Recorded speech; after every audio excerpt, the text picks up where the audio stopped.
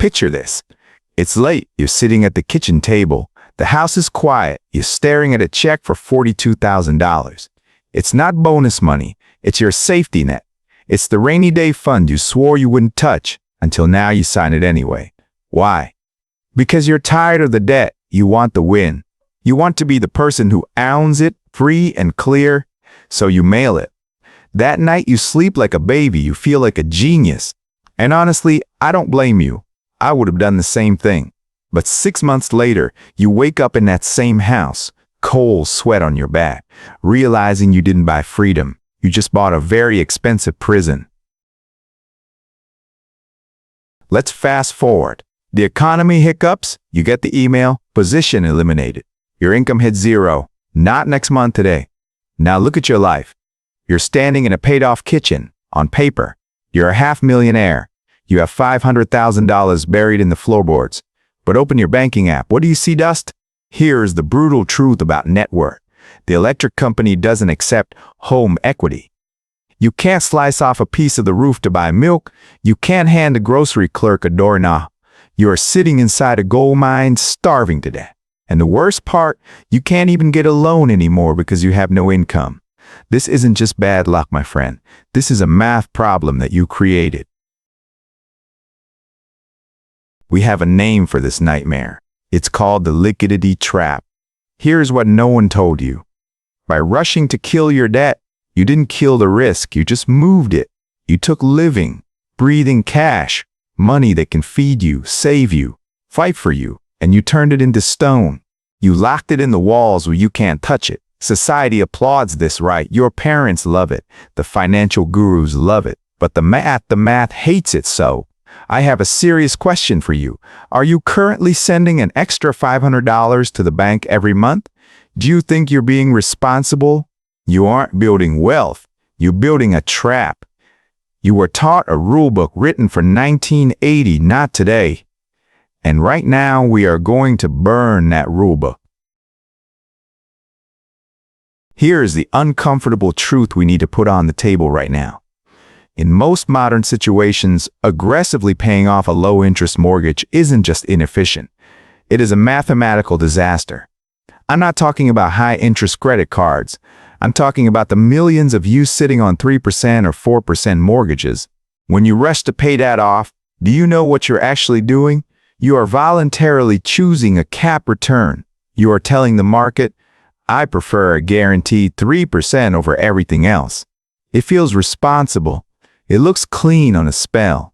But in the real world, it behaves like a terrible savings account that you can never withdraw from.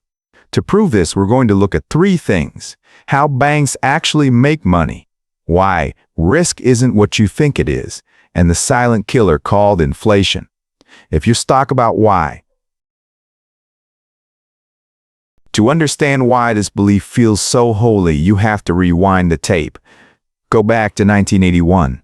Your parents or grandparents weren't dealing with 3% rates. They were staring down 14% mortgage rates. Back then, hell yes, you paid it off. Every extra dollar sent to the bank was a guaranteed 14% return. That wasn't just safe. That was the best investment on the planet. But here's the trap. The math changed. The advice didn't. Today, you are likely sitting on a rate between 3% and 5%. When you attack that principle, you are fighting a ghost. You are locking your cash into a 3% yield. Meanwhile, you can open a boring money market account right now and get 5%. You can sit in the S&P 500 and historically average 8 to 10%. Do you see the gap, that difference between the 3% you save and the 10% you could earn? That is your fear tax. You are paying a massive penalty just to feel calm. You are trading your future wealth for a warm, fuzzy feeling today. Your fear made total sense 40 years ago. Today, it's costing you a fortune. And once you see that gap, you have to ask the dangerous question. Who is actually getting rich off your fear? Banks don't pay off debt. They leverage it. That is their entire business model. Think about it. You deposit money, they pay you pennies. Then they turn around and lend that same money back to your neighbor at 7%. They keep the spread, they get rich on the gap. Here's the secret. You can do the exact same thing. If you have a mortgage at 3% and you invest your cash at 8%, you are essentially becoming the bank. You keep the spread. Let's run the real numbers. Take $100,000. Option A, you pay down your 4% mortgage. You save $4,000 in interest. Good job. Option B, you invest that same money at 8%. You earn $8,000. The difference is $4,000 a year, compounding forever. When you pay off the house, you aren't winning. You are killing your most productive employee. Leverage. You aren't gaming the system. You're just finally playing by the house rules. But I can hear you screaming at the screen. But what about risk? What if the market crashes? This is where the fight starts. The instinctive response is, debt equals danger. No debt equals safety. Wrong. We need to redefine the word risk. Real risk isn't owing money. Real risk is running out of options. When you bury your cash in your house, that money dies. It becomes inert. It cannot buy food. It just sits there, looking pretty on a balance sheet. Let's look at two families. Family A is responsible. They aggressively paid off the mortgage. They own the house free and clear, but they have $0 in the bank because they sent it all to the lender. Family B kept the mortgage, but they have $500,000 sitting in a liquid brokerage account. Now recession hits, both lose their jobs. Family A has no monthly payment, sure, but they also have no food money. They can't pay the property tax. They go to the bank for a loan and the bank laughs because they have no income. They are house rich and life poor. Family B. They can draw from that $500,000. They can pay the mortgage and eat steaks for 5 years without working a single day. So, tell me, who is actually safer? Who actually sleeps better? The one with the deed or the one with the fortress of cash liquidity is the only thing that separates a setback from a crisis. And while liquidity protects you today, there is another force working for you tomorrow. A silent partner that is slowly erasing your debt for you. Now, put the risk aside. There is another player in this game that you are ignoring, a quiet partner that sits at the dinner table with you every night: inflation. Here is the thing about a fixed-rate mortgage. The payment never changes. $2,000 a month is $2,000 a month forever. But the value of those dollars, it drops every single year. Run the numbers forward at just 3% inflation.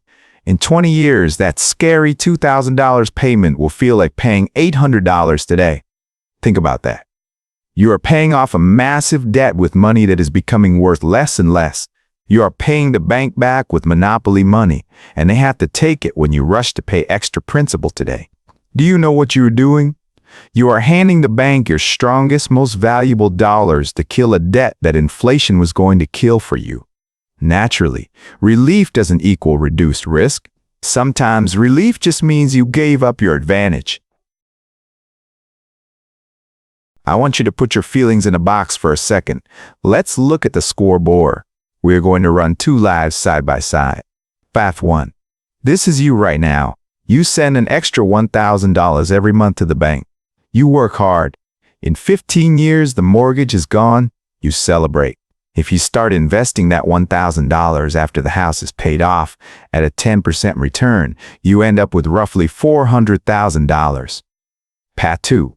This is the path that terrifies you. You keep the mortgage. You take that same $1,000 and put it into the S&P 500. You let it ride for 30 years. The result, that account isn't $400,000. It is closer to $2 million. Here is the part that breaks people's brains. In both paths, the house is worth the exact same amount. You didn't lose the house. The only difference is that in path 1, you set $1.5 million on fire to feel safe.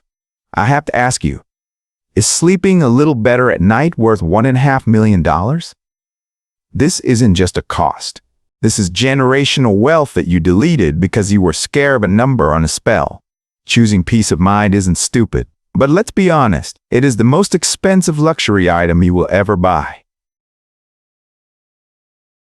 Now the critics always say the same thing, but Bobby, once I have no payments, I'll have discipline. I'll catch up. No, you won't. I've seen this movie 1,000 times. It ends the same way. It's called Parkinson's Law. When you free up cash flow, you don't save it, you absorb it. You buy the boat, you upgrade the kitchen, you take the nicer vacation. The data is brutal. Most households with paid-off homes do not reinvest that mortgage payment. Comfort kills urgency, and there's a darker twist I bet you never thought about. Asset protection. A fully paid-off home is a massive glowing target. If you get sued, car accident, liability, whatever, then you have 100% equity.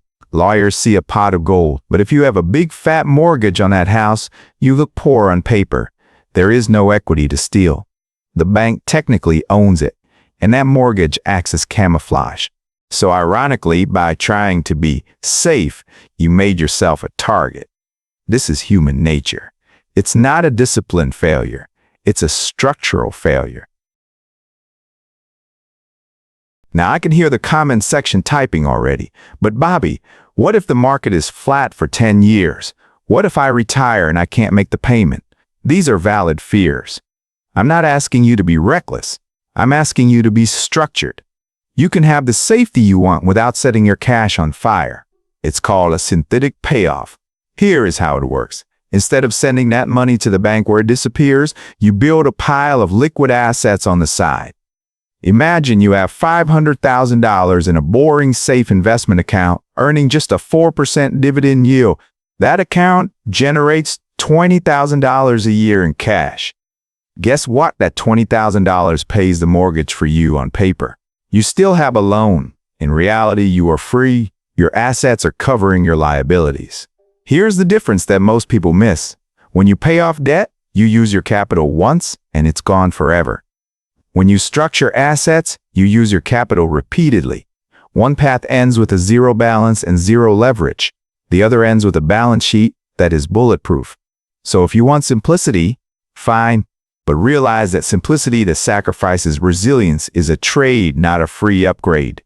You don't need to eliminate the debt to be safe, you just need to neutralize it. This is where we leave the math and talk about who you actually are. Debt isn't the dividing line between the rich and the poor. How you use it is. Look at the wealthiest people on earth. Look at Apple. Look at governments. Do they rush to pay off low interest debt? Never. They understand that debt is a tool like a saw. A saw can build a house or it can cut your hand off. It depends entirely on how you hold it. The middle class is taught a different lesson. You are taught that debt is shameful, that it's a moral failure, that the goal of life is to get to zero. But zero is a dangerous number. Zero leverage means zero amplification. Zero liquidity means zero options. You weren't taught wrong values. You were simply taught incomplete math. You can be responsible, cautious, and debt-free and still make decisions that leave you fragile when the storm hits. It's time to stop playing defense and start playing the game the way the winners play it. So how does this story end? It doesn't need a drastic move. It needs a shift. Step 1. Stop sending extra money straight into the walls. Stop treating your house like a piggy bank. Step 2. Open a brokerage account. Call it your freedom fund. Step 3. Automate that payment. Let it grow in 10 years. Look at the difference. One path gives you a paid-off house. It's a trophy. It looks great on the mantle. It feels earned, but it sits there. It can't feed you. It can't fight for you. The other path gives you a liquid portfolio. That is an army. It moves. It adapts. It shows up when you lose your job. It fights inflation while you sleep. I'd rather have the army. If you choose the trophy, you didn't fail. You pay for certainty, and that's fine. But the calmest person in the room isn't the one with no debt. It's the one who ran the math, understood the trade, and built a fortress. Do the math and sleep well?